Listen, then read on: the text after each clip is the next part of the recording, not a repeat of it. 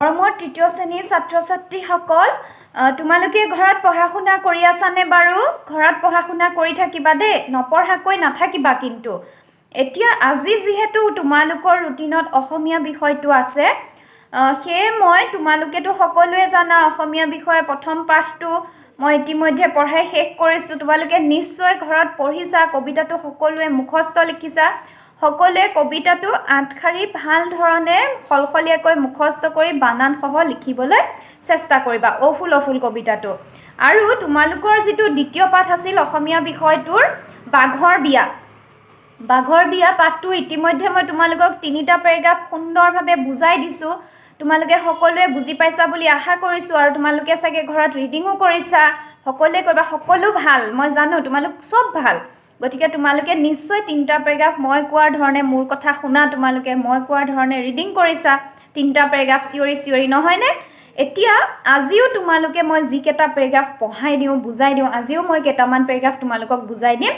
সেইকেইটাও সুন্দৰভাৱে তোমালোকে কি কৰিবা, ঘৰত ৰিডিং কৰিবা। ৰিডিং নকৰাকৈ নাথাকিবা, চিঞৰি চিঞৰি পঢ়িবা আৰু মই বুজাই দিয়াৰ ধৰণে বুজি ল'বা। তাৰ পাছতো যদি তোমালোকে কিবা অসুবিধা পোৱা, বুজি নোপোৱা বা কিবা জানিবলগীয়া থাকে, মোৰ লগত তোমালোকে যোগাযোগ কৰিবা বুলি আশা কৰিলোঁ।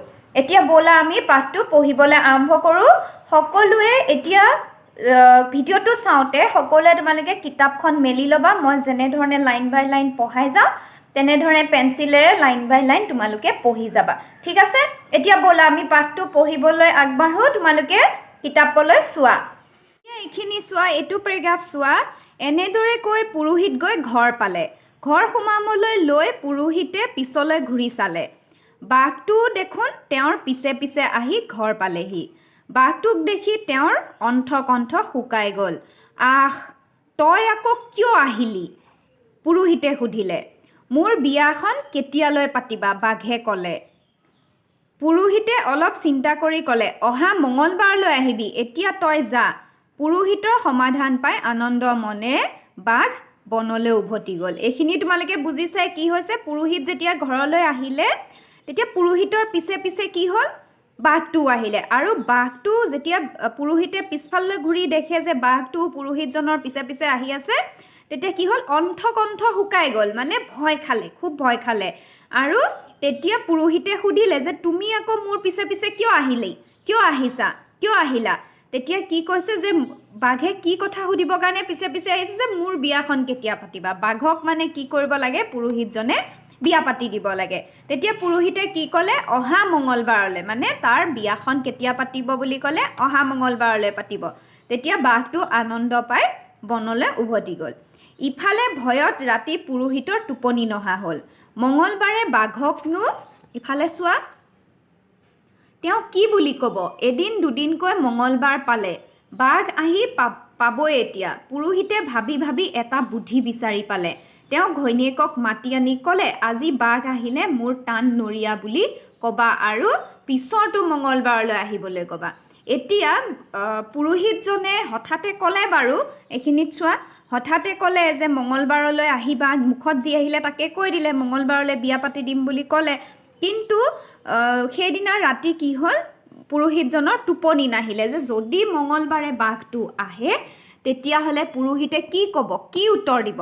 তেতিয়া কি ক'লে, পুৰোহিতে মনে মনে এটা বুদ্ধি উলিয়ালে আৰু পুৰোহিতজনৰ যি ঘৈণীয়েক আছিলে ঘৈণীয়েকক ক'বলৈ দিলে যে যদি বাঘ আহে ক'বা যে মোৰ টান নৰিয়া, নৰিয়া মানে জ্বৰ, বেমাৰ, টান নৰিয়া, আৰু এই মঙলবাৰটো নহয় পিছৰটো মঙলবাৰলৈ আহিবলৈ ক'লে। ঠিক আছে, ক্লিয়াৰ হৈছে? তাৰ পিছৰ পেৰেগ্ৰাফটো চোৱা। কা বাঘ আহি পদূলিমুখ পালেই। পুৰোহিতে ঘৈণীয়েকক লৰালৰিকৈ বাঘৰ ওচৰলৈ পঠিয়ালে। ঘৈণীয়েকে পুৰোহিতে কোৱা কথাখিনি বাঘক ক'লে। বাঘে বিয়াৰ আশা পিছৰ মঙলবাৰলৈ মনত সাঁচি সেমেনা সেমেনিকৈ উভতি গ'ল। এইবাৰলৈ পুৰোহিত কোনোমতে সাৰিল। পিছে বাঘৰ পৰা চিৰকাললৈ, পিছৰ পেজটো চোৱা, হাত সাৰেনো কেনেকৈ? তেওঁ উপায়হীন হৈ গঞা ৰাইজৰ সতে কথাটো আলোচনা কৰিলে।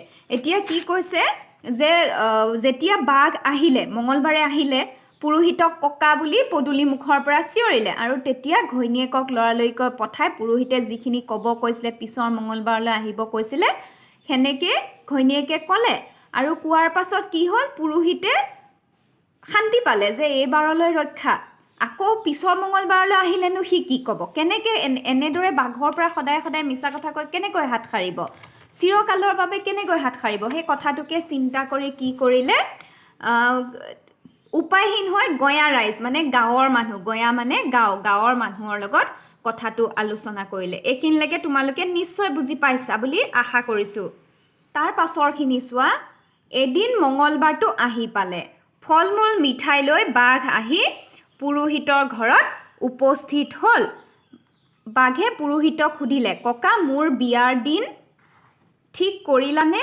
পুৰোহিতে ক'লে কাইলৈ তোৰ বিয়া পাতিম এতিয়া তই সৌ গঁৰালটো যে দেখিছ তাতে সোমাই থাক আজি তোৰ অধিবাস তাতে নিয়ম নীতি কৰি কাইলৈ তোৰ বিয়া পাতিম এই বুলি কোৱাৰ লগে লগে আনন্দ মনেৰে বাঘ গৈ নিজে গঁৰালত সোমালগৈ পুৰোহিতে লগে লগে গঁৰালৰ দুৱাৰখন জপাই দিলে বাঘটো গঁৰালত বন্দী কৰিলে গঞা ৰাইজৰ লগ লাগি পুৰোহিতে কলৰ ভূৰ এখন সাজিলে তাৰ পাছত গঁৰালৰে সৈতে বাঘটো নদীত উটুৱাই দিলে এতিয়া এইখিনি বুজি পাইছানে পুৰোহিতে কি বুদ্ধি পাঙিলে চোৱাচোন যেতিয়া পিছৰ মঙলবাৰটো আহিলে বাঘে বিয়া হ'ব বুলি আনন্দ মনেৰে ফূৰ্তি মনেৰে ফল মূল মিঠাই চিঠাই লৈ পুৰোহিতৰ ঘৰ আহিলে আৰু পুৰোহিতক সুধিলে যে ককা মোৰ বিয়াৰ দিনটো তুমি ঠিক কৰিলানে তেতিয়া পুৰোহিতজনে কি ক'লে যে আজি তোমাৰ অধিবাস গতিকে তুমি সেই যে গঁৰালটো দেখিছা গঁৰালটোৰ ভিতৰতে সোমাই থকাকৈ কাইলৈ নিয়ম নীতি কৰি তোমাৰ বিয়া পাতিম আৰু মূৰ্খ বাঘটোৱেও কি কৰিলে বিয়া বুলি গম পাই আনন্দতে নিজে গৈ গঁৰালটো সোমালে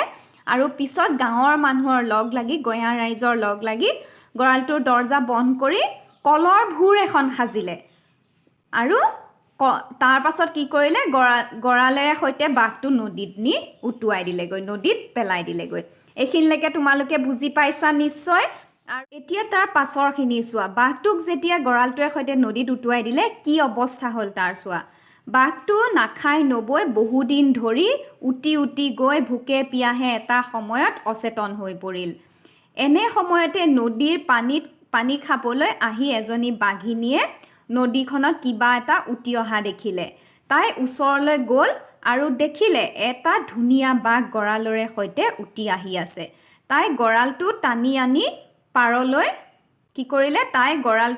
আনি পাৰলৈ তুলিলে বাঘটোলৈ তাই বৰ মৰম লাগিল অচেতন হৈ থকা বাঘটোৱে তেতিয়া সামান্য চেতনা ঘূৰাই পালে চকু মেলি সন্মুখতে ধুনীয়া বাঘিনী দেখি আনন্দিত হ'ল বাঘে ভাবিলে পুৰোহিতে নিশ্চয় এই ধুনীয়া বাঘিনীজনীৰ লগতে মোৰ বিয়া পাতি দিছে এতিয়া গম পালা যেতিয়া গঁৰালটোত কি হ'ল বাঘটোক নদীত উটুৱাই দিলে আৰু নদীত উটুৱাই নাখাই নবৈতো বহুত দিন তেনেকৈ নদীত উটি গৈ থাকিল নাখাই নবৈ থাকিলেতো অচেতন হ'ব অচেতন মানে মূৰ্ছা যোৱা ক'ব নোৱাৰা হৈ পৰি যোৱা মূৰ ঘূৰাই যোৱা ঠিক আছে অচেতন হৈ বাঘটো পৰি গ'ল এতিয়া পৰি যোৱা দেখি যেতিয়া সেই নদীখনৰ পানী কি হৈছিল এজনী বাঘিনীয়ে পানী খাব আহি সেই বাঘটো যে উটি অহা গঁৰালটো দেখিলে আৰু বাঘিনীজনীৰ বেয়া লাগি গঁৰালটো পাৰলৈ টানি আনিলে আনি কি হ'ল বাঘটোলৈ তাই মৰম লগা দেখি বাঘটোৰ তেতিয়া কি হ'ল চেতনা ঘূৰাই পালে আৰু বাঘিনীজনীক দেখা পাই আনন্দিত হ'ল আৰু বাঘটোৱে কি ভাবিলে যে পুৰোহিতজনীয়ে এই ধুনীয়া বাঘিনীৰ লগতে তাৰ বিয়াখন পাতি দিছে বুলি ভাবিলে তাৰ পাছৰখিনি চোৱা এদিন বাঘ বাঘিনী দুয়ো পুৰোহিতৰ ঘৰ পালেগৈ পুৰোহিতৰ ঘৰ পাই দুয়ো মাত লগালে কা বাঘৰ মাত শুনি পুৰোহিত ভয়ত পিছৰখিনি চোৱা ভয়ত কি হ'ল ভয়ত হেৰাল বুলি কৈছে হেৰাল কিন্তু বাঘৰ মুখৰ পৰা সিহঁতৰ বিয়া হোৱা কথা শুনি ভাল পালে সিহঁতক খুৱাই বুৱাই আশীৰ্বাদ দি বিদায় দিলে বাঘ বাঘিনী হাবিলৈ উভতি গ'ল দুয়ো সুখেৰে থাকিল এতিয়া বুজি পালানে পাঠটো খুব ভাল লাগে সাধু কথাটো পঢ়ি নহয়নে বাৰু তোমালোকে ঘৰত এনেদৰে ধুনীয়াকৈ গোটেই পাঠটো মই আজি পঢ়াই বুজাই শেষ কৰিলোঁ বুজিলা বুলি আশা কৰিছোঁ তোমালোকে এই গোটেই পাঠটো এয়া দেখিছানে বাঘত গঁৰালত ভৰাইছে এয়া চোৱাচোন এয়া দেখিছানে তোমালোকে গোটেই পাঠটো ধুনীয়াকৈ চিঞৰি চিঞৰি ৰিডিং কৰিবা আৰু ভালদৰে ভিডিঅ'টো চাই বুজি ল'বা। আজিলৈ আহিছোঁ, পঢ়িবা কিন্তু দেই ঘৰত।